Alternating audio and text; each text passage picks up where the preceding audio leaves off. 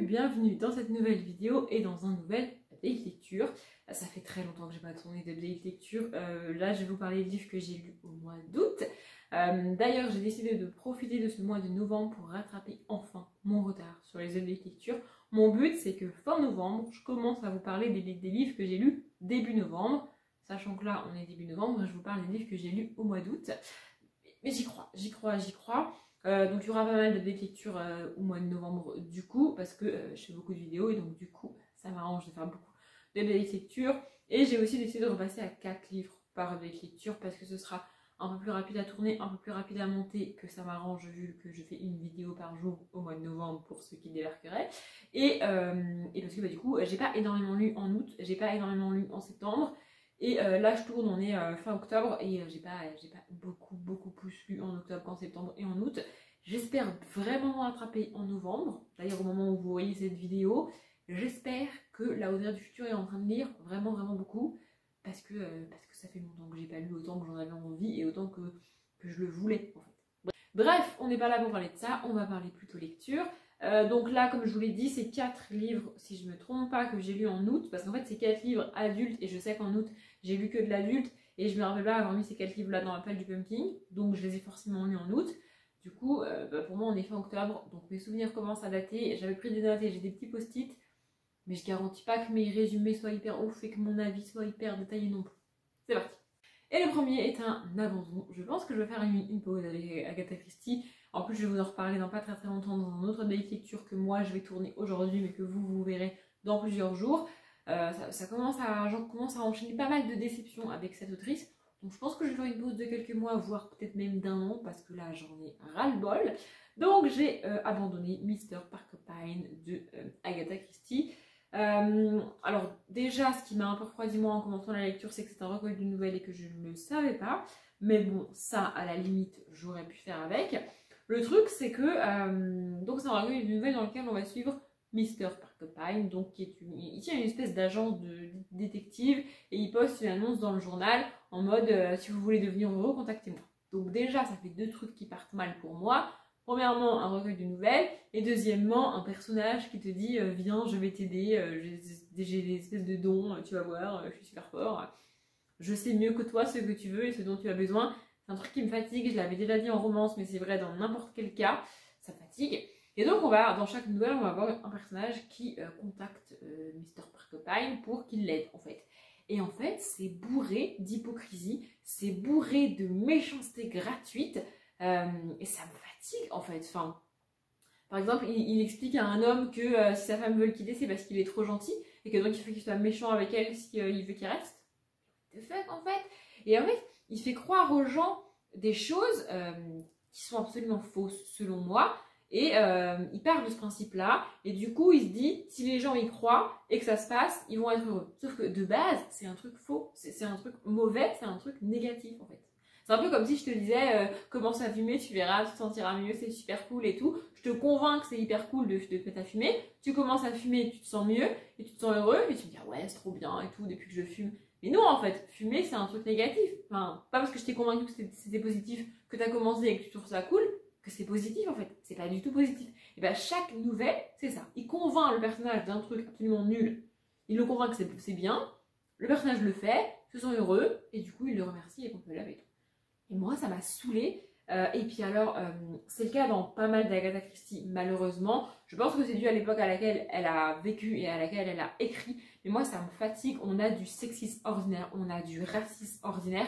Et en fait, c'est pas du racisme pour une couleur de peau, c'est du racisme pour une nationalité. Je l'avais déjà dit dans je sais plus lequel de Hercule Poirot, mais ça m'avait gonflé. En fait, dans je sais plus quel Hercule Poirot, l'autrice et le personnage passent son temps, enfin Hastings, qui est l'espèce d'assistant d'Hercule Poirot qui raconte l'histoire à chaque fois, passe son temps à dire ah mais c'est normal, il est de mauvaise humeur, il est français, ah mais c'est normal, il est bougon, il est français, ah mais c'est normal, il fait ça de mauvais, il est français. Alors, de 1, Hercule Poirot est belge, et de 2, ça me fatigue d'assimiler un trait de caractère à une nationalité, à une nation entière. Enfin, c'est juste pas possible en fait. Oui, il y a des clichés qui viennent de réalité, oui, il y a des régions de France et des pays dans lesquels on fait certaines choses et pas d'autres, Mais c'est pas parce que t'es de mauvaise humeur, enfin en fait t'es pas de mauvaise humeur parce que t'es français en fait. Les Anglais sont de mauvaise humeur de temps en temps, les Américains aussi, les Allemands aussi, enfin je veux dire toutes les nationalités sont parfois de mauvaise humeur, enfin, c'est humain, c'est normal. C'est pas propre aux Français quoi. Et en fait ce qui m'a gonflé à la fois c'est déjà que moi je suis française donc ça m'a un petit peu atteint personnellement et j'en ai l'air à cul. Pardon pour le gros mot. Mais en fait il y a deux choses qui m'ont saoulée. Premièrement c'est cette volonté d'assimiler certains traits à une nation entière. Et deuxièmement, c'est de rabâcher que Hercule Poirot fait ci, fait ça parce qu'il est français, alors qu'il est belge en fait. Enfin, bref, ça m'avait gonflé. Et là, c'est le cas. On dit, par exemple, là, la phrase qui m'a fait arrêter le livre, c'est ah, mais c'est normal, il est comme ça parce qu'il est américain. Enfin, je sais pas, je suis désolée, mais moi je ne comprends pas. Et là, j'ai mis un petit post-it. C'est la nouvelle où Mr. Parkopine explique au gars qu'il doit se comporter d'une certaine manière avec sa femme s'il veut qu'elle reste. Et franchement, ça m'avait agacé. Alors, le post est là. Donc, je vais vous lire ce qu'il y a écrit là. Moi, j'ai été un tout petit peu plus loin. Je vais vous montrer quand même, parce que je ne me suis pas arrêtée à là. J'ai quand même fait un effort. Vous comprenez que j'ai fait des efforts avec des livres. Donc, le post est là. Donc là, j'ai levé les yeux aussi et je me suis dit, pas possible, je ne peux pas continuer à lire ce livre. Mais j'ai quand même continué et j'ai été jusque-là. Alors, j'ai pas lu de page non plus. Mais en gros, j'ai terminé la nouvelle, j'en ai commencé une autre. Si je dis pas de bêtises. Donc j'ai quand même été jusqu'à la page 125, sachant qu'il en fait un petit peu moins de 200. Donc j'aurais pu continuer, mais franchement, j'ai estimé que ça ne valait pas le coup que je termine ce livre. Du coup, je vous lis le paragraphe. Donc là, c'est un homme qui vient voir Mr. Parkopine parce que sa femme veut divorcer et que lui, il l'aime encore. Et donc du coup, il aimerait trouver une solution pour qu'elle veuille plus divorcer en fait, qu'elle veuille bien rester avec lui, qu'il soit heureux de nouveau et tout et tout. Et donc là... Mr. Parkopine dit à ce charmant monsieur: Cher monsieur Jeffries, vous ne comprenez rien aux femmes. Si une femme doit choisir entre un bonnet et un donjon, elle choisit immanquablement le donjon. Votre femme est une personne charmante, innocente, mais qui a de l'idéal. Le seul moyen pour qu'elle jouisse pleinement de l'existence auprès de vous, attention, consiste à lui laisser croire qu'elle a maté un coureur de jupons. Alors, je veux bien, en fait, ce qui me fatigue, en fait, c'est qu'on a toujours cette dualité avec les femmes, c'est-à-dire qu'elles doivent être sages, elles doivent être belles, elles doivent être toutes calmes, toutes mignonnes, toutes gentilles, ne pas parler de sexe et tout et tout. Et en même temps, elles adorent les donjons, tu vois, parce que c'est trop fun de mater un donjon.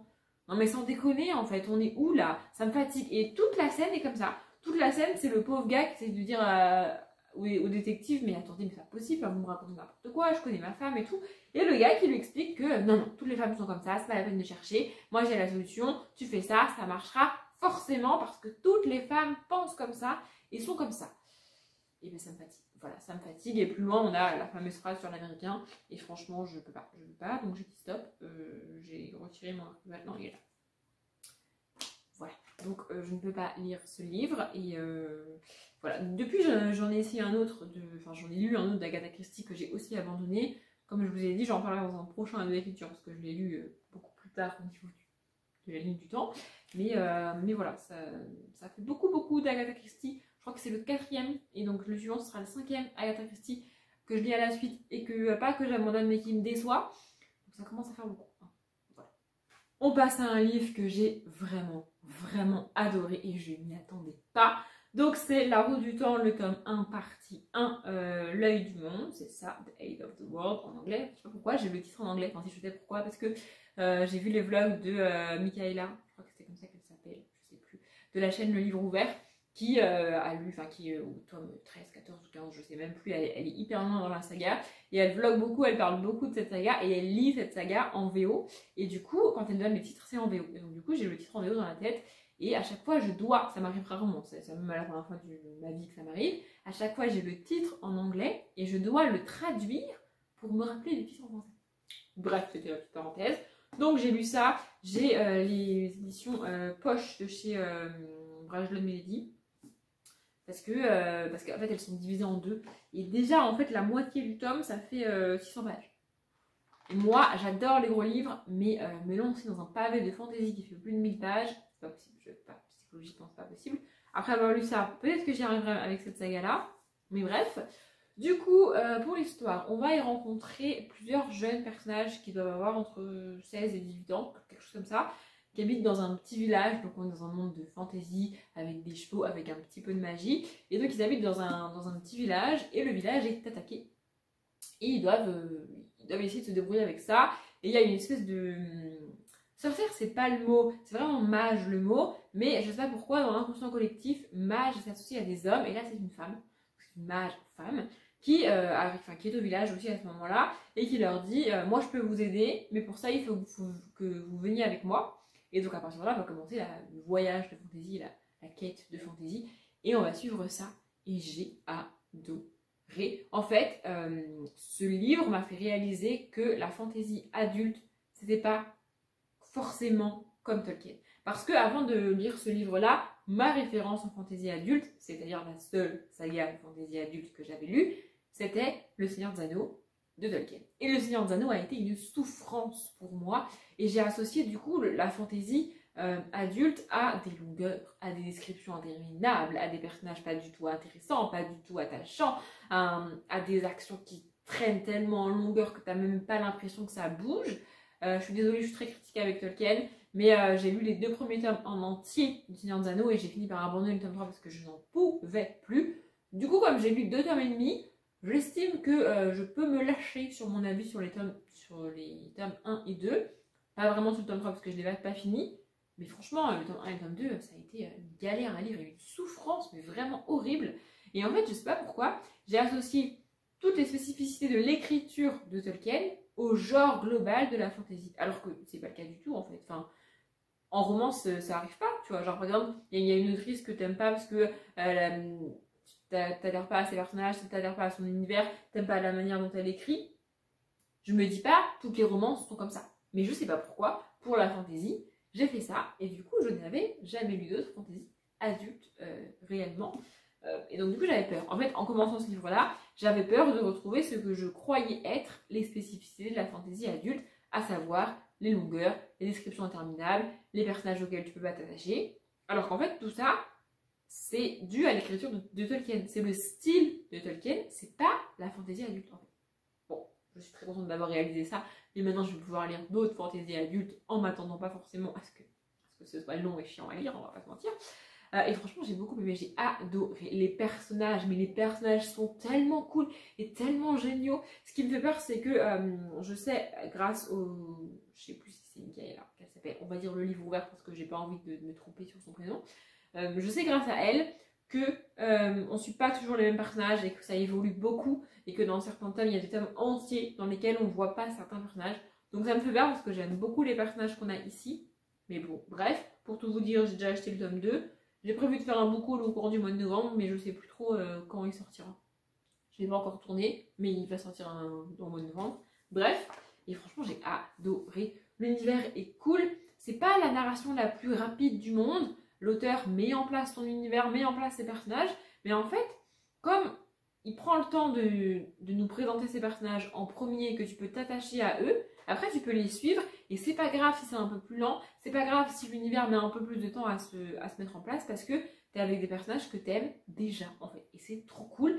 Et pour moi, Tolkien n'a pas réussi à faire ça dans Le Seigneur des Anneaux. J'aime Le Seigneur des Anneaux parce que j'aime les films et je suis attachée aux personnages parce que je me suis attachée aux personnages des films, mais pas dans les livres de Tolkien. Et là, c'est trop cool. Vraiment, j'ai adoré. J'ai pas encore trouvé le temps de lire le tome 2. J'ai hésité à le mettre dans la palle du pumpkin, mais franchement, j'avais pas le temps ni au mois de septembre, ni au mois d'octobre, ni au mois d'octobre. Et en novembre, je me suis dit, ouais, non, on va pas se rajouter cette contrainte-là parce que même si c'est cool et même si, franchement, je l'ai lu quand même assez vite, ça reste 600 pages de fantaisie adulte. Donc c'est quand même un bon gros bébé. Pour ceux que ça perturberait mes petits trucs là, c'est parce qu'on a des cartes. Donc au début on a une carte qui est comme ça. Je sais pas ce que vous voyez. D'ailleurs je vous l'ai pas dit, j'ai conscience que la luminosité est pas ouf. Je me suis décalée pour être au maximum face à ma fenêtre. Et il pleut. Donc on fait avec ça. Écoutez. Donc ici on a une autre petite carte de fantaisie. Et à la fin on a le glossaire. Alors le glossaire je l'ai identifié au début. J'aime pas les glossaires. Et en fait, quand je vois qu'il y a un glossaire dans un livre ou un lexique, n'importe quel nom à la fin, avec une liste de dates, d'éléments sur les personnages, d'éléments sur l'univers, je mets une coche comme ça, je me le note au cas où. Et je lis, je commence le livre. Et si je me retrouve perdue, si j'ai besoin d'informations supplémentaires, si je trouve que c'est pas clair, je vais aller dans le glossaire. Ça va me gonfler parce que je trouve que tout doit être dans le livre en lui-même et pas à part. Mais si vraiment il faut le faire, je le ferai parce que je sais que le glossaire est là. Il l'a, j'ai pas eu besoin de faire ça. Peut-être que je suis passée à côté d'éléments et à côté d'informations parce que j'ai pas lu ce glossaire là, mais j'ai pas eu le sentiment que j'étais perdue et qu'il me manquait des infos au moment de ma lecture. Du coup, j'ai pas été les chercher dans le glossaire. Donc c'est cool. Enfin, c'est cool pour moi parce que je trouve que l'histoire et la mise en place de l'univers dans l'histoire se suffit à elle-même et c'est vachement bien. Bref, j'ai adoré ce livre. J'ai vraiment hâte de lire le tome 2, enfin le tome 1 partie 2. Parce que du coup, j'ai acheté le tome 1 partie 2 qui s'appelle aussi L'arme du temps de Eye of the World, enfin l'œil du monde, vous avez compris. Voilà, je pense que je vais le lire soit en décembre, soit en janvier. En décembre, c'est pas sûr que j'y arrive, mais peut-être en janvier. Parce que vraiment, j'ai adoré. Et je rejoins la team des gens qui disent c'est vraiment cool, même si les tomes sont gros, foncez, parce que vraiment, ça vaut le coup. J'ai failli oublier, enfin j'ai pas failli oublier, j'ai carrément oublié. J'ai écouté une musique en lisant ce tome 1 parce que je me suis dit que ça allait m'aider et j'aime bien, surtout en fantasy, avoir une musique qui m'aide à me replonger dans l'univers. Je sais pas si...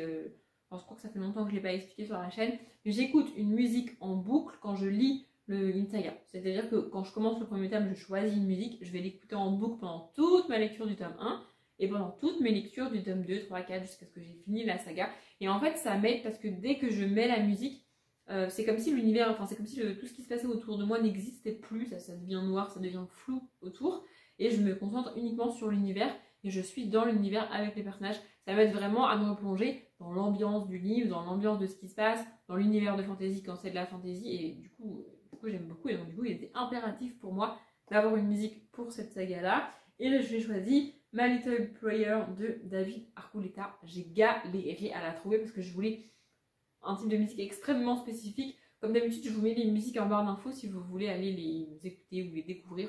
Même si ce n'est pas des musiques pour lire, vous pouvez toujours les écouter comme ça parce que c'est une nouvelle musique que vous voulez découvrir. Bref, on passe au livre suivant. Et le suivant, c'est Mercy Thompson, le tome 2, Les liens du sang de Patricia Briggs. J'avais lu le tome 1 au mois de mai ou juin, je sais plus, quelque chose comme ça. Et du coup, j'ai lu le tome 2 au mois d'août et j'ai beaucoup aimé. J'adore cette saga, j'ai lu que 2 tomes, mais franchement, je trouve ça trop cool. J'ai mis le tome 3 dans ma plaque du mois de novembre. Du coup, au moment où je tourne cette vidéo, le mois de novembre n'a pas commencé pour moi. Donc je n'ai pas encore commencé ce livre, mais je vais le lire bientôt. Donc pour ceux qui ne connaissent pas cette saga, c'est de la beat lit où on suit Mercy Thompson qui est une coyote-garou. Ça veut dire que c'est comme le loup-garou, sauf qu'elle n'est pas dépendante de la lune et elle peut se métamorphoser en coyote un peu quand elle a envie et comme elle a envie. C'est un peu comme un changeling en fait, parce qu'elle se transforme quand elle veut. Elle n'est pas du tout dépendante de la lune. Et donc elle habite dans les Tri-Cities qui sont trois villes américaines entre c'est pas des énormes villes comme New York, c'est des grosses villes, voilà, des métropoles assez importantes et qui sont très proches les unes des autres et donc du coup ça s'appelle les Tri-Cities. Voilà. C'est comme ça, c'est situé un petit peu dans le sud des États-Unis si je dis pas de bêtises. Et donc voilà. Et on va suivre donc Mercy Thompson. Elle vit dans une espèce de bungalow quasiment insalubre et elle habite derrière la maison du chef de meute de loup-garou local. Et donc du coup dans le tome 1 elle se retrouve mêlée à des affaires de loup-garou, on découvre un petit peu son passé, son enfance et tout et tout. Et ici dans le tome 2 on va être beaucoup plus centré sur les vampires. Il va y avoir toute une histoire avec un vampire qui a disparu, un espèce de méchant chelou qui a débarqué.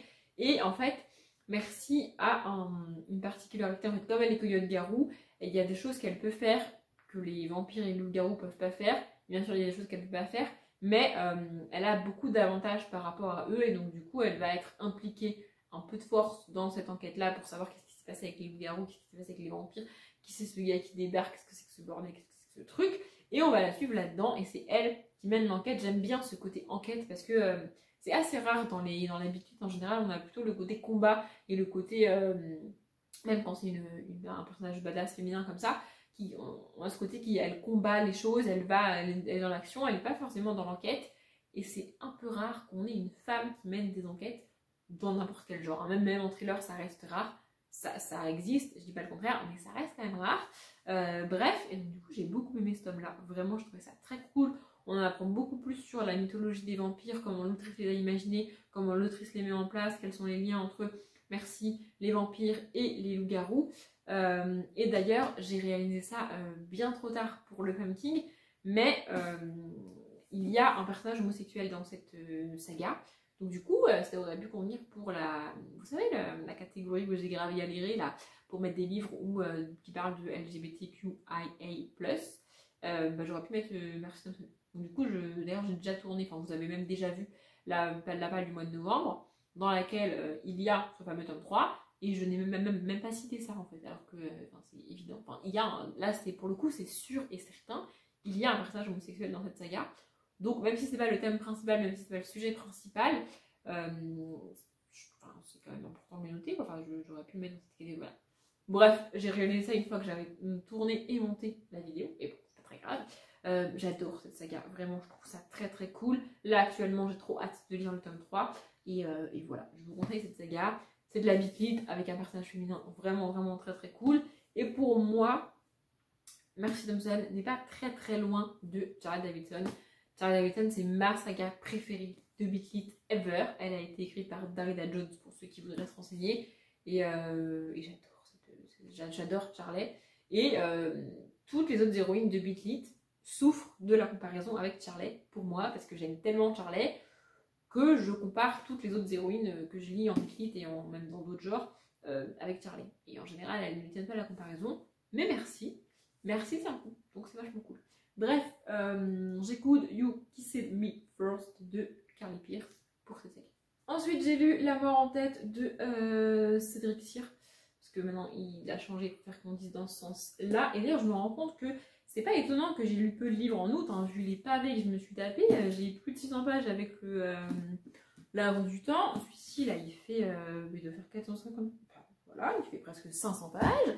Et celui-ci, on est sur plus de 600 pages aussi, si je dis pas de bêtises. Donc, j'ai pas lu beaucoup de livres, mais en nombre de pages, ouais, il fait presque 700 pages celui-là. Donc, j'ai pas lu beaucoup de livres, mais en nombre de pages, on doit pas être. Bref. Du coup, j'ai lu La mort en tête de Cédric Cyr, comme je l'ai déjà dit. Ici, on va retrouver Alexandre Vauvert et Eva Svarta, qui sont deux enquêteurs qu'on a déjà rencontrés dans d'autres livres de Cédric Cyr. Et d'ailleurs, les autres, vous pouvez les lire à peu près dans l'ordre que vous voulez. Mais celui-ci, vraiment, je vous conseillerais de le lire après avoir lu les autres livres avec Eva Svarta et Alexandre Vauvert. Je vous listerai en barre d'infos les 2 autres livres, ou 3 autres livres, je crois, que l'auteur a écrit avec ces enquêteurs-là, si jamais vous voulez l'info et que vous voulez vous renseigner. Parce qu'en fait, si vous commencez par celui-ci et qu'après vous lisez les autres, clairement celui-ci se passe après les autres. C'est pas gênant en soi si les enquêtes sont pas. Enfin, si vous lisez pas les enquêtes dans l'ordre, en vrai on s'en fiche, tu vois, c'est des enquêtes et ça n'a pas d'intérêt. Le truc c'est que niveau perso avec ces personnages-là, il se passe des trucs et si tu commences par celui-ci, bah tu te fais un peu spoiler les tomes d'avant. C'est un peu dommage, enfin, je trouve. Mais après tu fais comme tu veux. Enfin, vous faites comme vous voulez. Bref. Du coup, on va retrouver ces deux enquêteurs-là. Donc lui est basé à Toulouse, ils sont tous les deux flics, lui est à Toulouse et elle est basée sur Paris. Et en fait, au début du livre, elle est appelée sur une scène de crime, en fait, enfin une scène de mort. Il y a un petit garçon qui est malheureusement décédé et elle va enquêter là-dessus. Et en fait, le truc du livre, c'est que l'espèce de psychopathe, alors nous on sait qui a tué. En général, j'aime pas ça, mais là, j'ai bien aimé. Donc nous on sait qui a tué ce petit garçon, en tant que lecteur on sait. Et ce gars est un psychopathe, mais genre vraiment c'est un malade, et il va prendre Eva en chasse. Il va les pourchasser avec Alexandre, parce que du coup, comme ils ont déjà enquêté sur d'autres enquêtes similaires tous les deux, elle va faire appel à lui pour qu'il l'aide et tout. Et donc du coup, lui, le gars, le psychopathe, en fait il en veut à Eva, personnellement, alors qu'elle lui a rien fait. Et du coup, par espèce de ricochet, il en veut aussi à Alexandre, parce que Alexandre l'aide, tu vois. Et donc on va suivre ça, et franchement, c'est le genre de livre où tu te mets à te poser des questions sur tes voisins. Genre, tu te dis, imagine, mon voisin, il fait ça aussi. Imagine, il a une pièce chelou dans laquelle il enferme des... Non, tu peux pas savoir. Mais franchement, c'est le genre de livre que moi, je me mets à me poser des questions. Tu vois, quand je croise les gens, je me dis, voilà, ça se trouve, lui, dans son appartement, il a un truc chelou. Voilà, c'est un peu le cas. J'adore l'écriture de Cédric Cyr. J'adore les deux personnages qu'il a créés. Je trouve ça très très cool. D'ailleurs, je me suis pas renseignée, mais il faut absolument que je sache s'il reste au moins un livre avec ces deux enquêteurs-là que j'ai pas lu, parce que sinon ça va me manquer beaucoup. Ça fait longtemps que j'ai pas lu Cédric Cyr, j'en ai même pas mis dans ma page du Pumpkin parce que j'ai mis trop de livres, j'avais pas de place pour un Cédric Cyr.